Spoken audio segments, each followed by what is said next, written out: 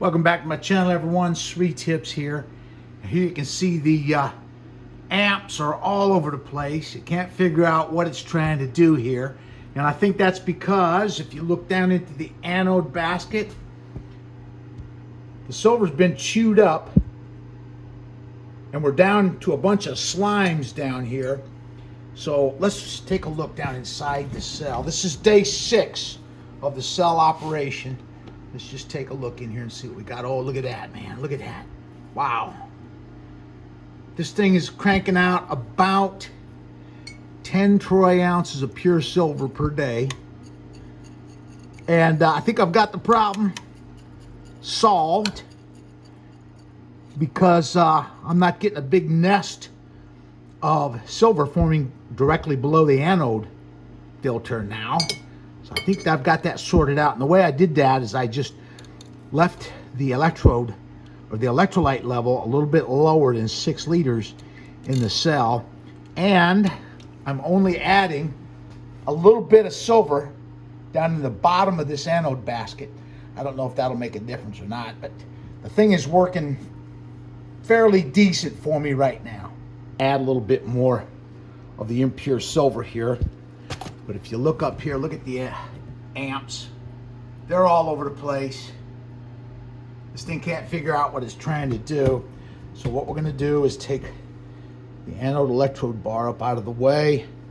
Now I'll remove the sacrificial anode bars. That's what that looks like there. See that?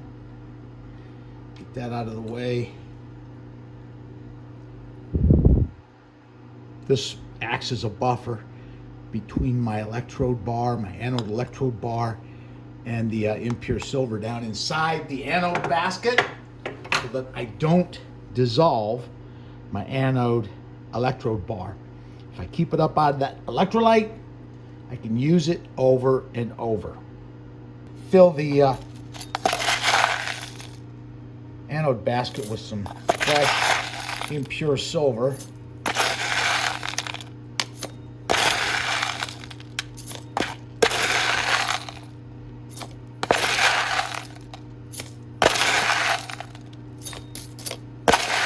That's probably about 15 troy ounces that I just added in there. Let's put our buffer bars back in here. Let's see. Let's go with this one here. This one looks in a little better shape.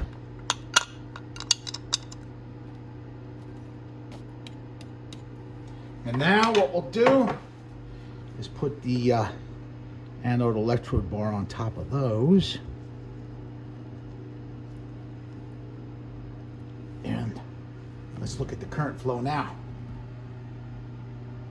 Boom, 3.3 amps, which is not bad this late into the process with all the anode slimes that have built up in our anode filter basket.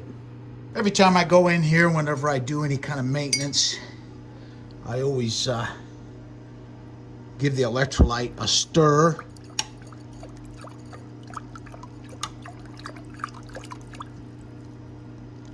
And I think we're going to be good here.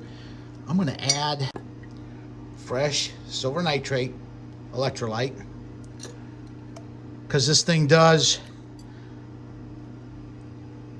the level does drop as the cell operates due to evaporation. Let's stir it up one more time.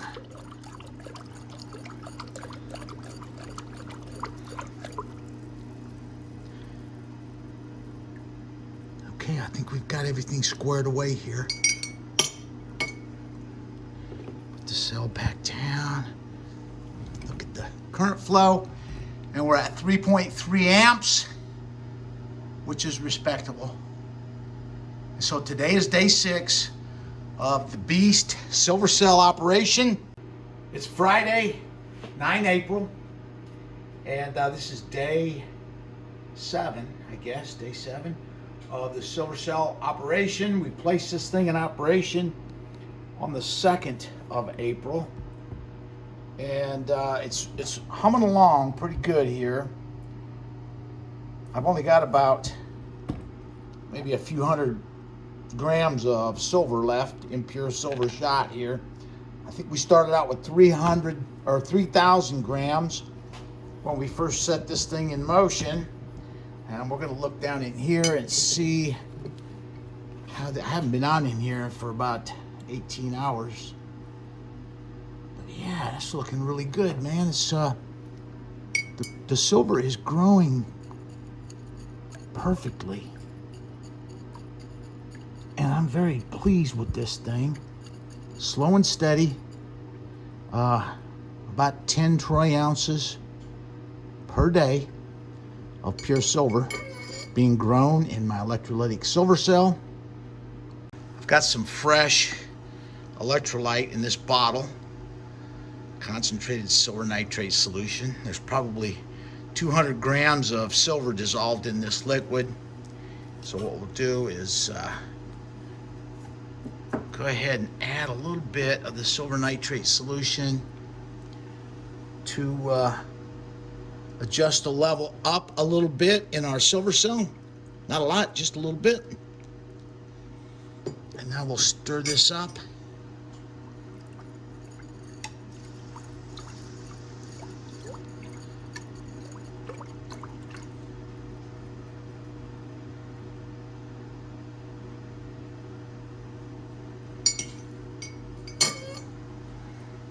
Here's a look down in the anode filter basket. That's our impure silver down here. And oh yeah, it's being chewed up by the electrolytic action of the current flow going through the cell.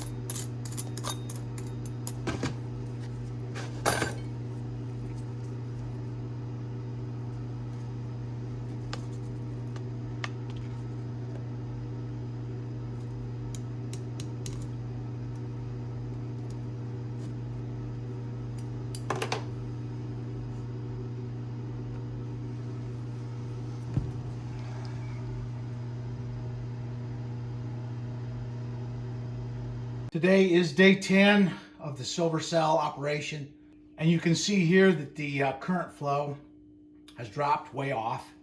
And the reason that happens is because down here in the anode filter basket, as the silver dissolves, it leaves behind slimes, and those slimes clog the filter up and then interfere with the current flow through the cell. Let's secure the power to this thing. We'll pull the anode bars back out of the way here. Get this stuff moved out of the way.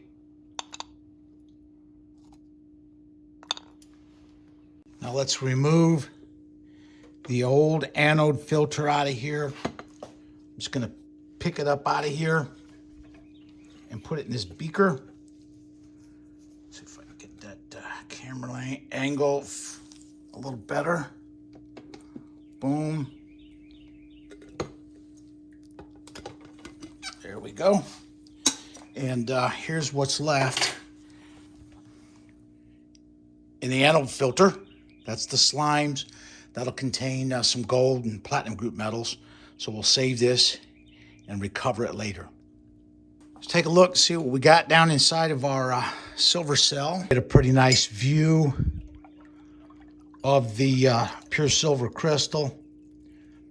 There's probably, let's see, 10 days. It should be about 10 days times 10 ounces, about 100 ounces or so of pure silver down in here.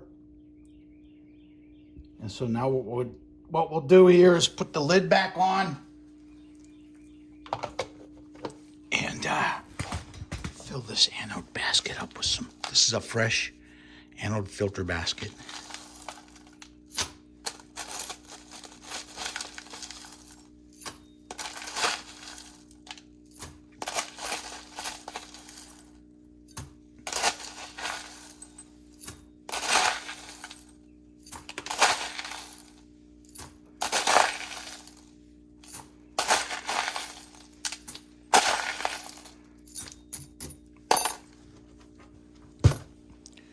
Just take this thing and set it up here in the cell.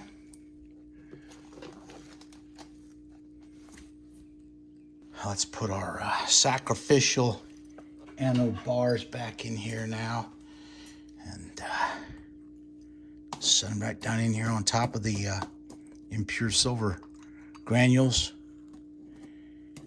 and then put the anode the anode electrode bar back on there. Now we're going to re-energize the power supply. This thing should jump way up there now that we've got unrestricted flow through that filter. Let's see what we got. Oh yeah. Man, we're approaching the maximum here. We're only rated at 6 amps on this power supply, and we're way up there. I might have to do something about that.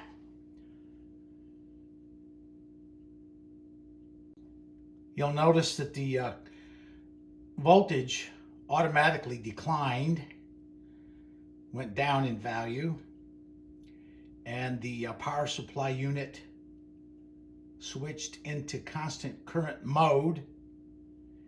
And as this current flow drops off, then this voltage should come back to 3.5 volts. And that's what we want to run it at. 3.3 volts is okay. And I don't know how this is going to affect this power supply running it at 6.4 amps when it's only rated for 6 amps. We'll have to see what happens. Keep a close eye on this thing. The voltage has dropped below 3.3 volts, and we want to keep it above 3.3 volts. So what we're going to do is I'm going to kill the power to the power supply, and I've got another power supply with a higher rating on it. I'm going to try to hook this up. It's rated for 40 amps, so we'll get that configured and get it hooked up and continue our operation of the electrolytic silver cell. I've got an alternate power supply hooked up. I just connected 2 leads onto the back of the power supply, and they've got clips on the ends of them. And I just clipped the negative side of the power supply to the negative side. Current flow down here of the cell. And then I connected the positive side to the anode electrode bar here. I've got it supported with a hose clamp to hold it in place. Here we go. We're going to energize our power supply. I've got the current flow and the voltage turned all the way down. I'll start adding some voltage now. See if we can get some flow through the cell. Got nothing.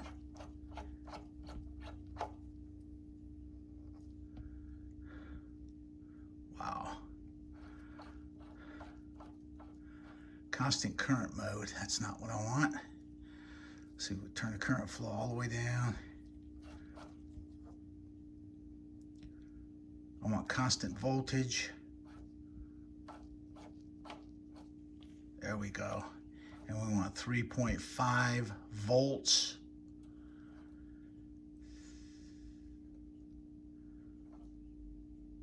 Man, this thing's really drawing some amps now. I'm gonna have to keep a close eye on it. I'm gonna put the voltage at 3.4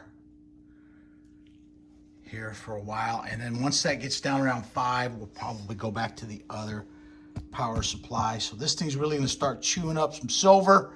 I'm gonna have to keep a close eye on it.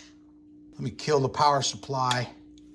I'm gonna pull our anode electrode bar out of here. Just get it up out of the way. And we're going to stir this up or knock the crystals down on the bottom of the cell here to keep them from coming in contact with the anode filter basket.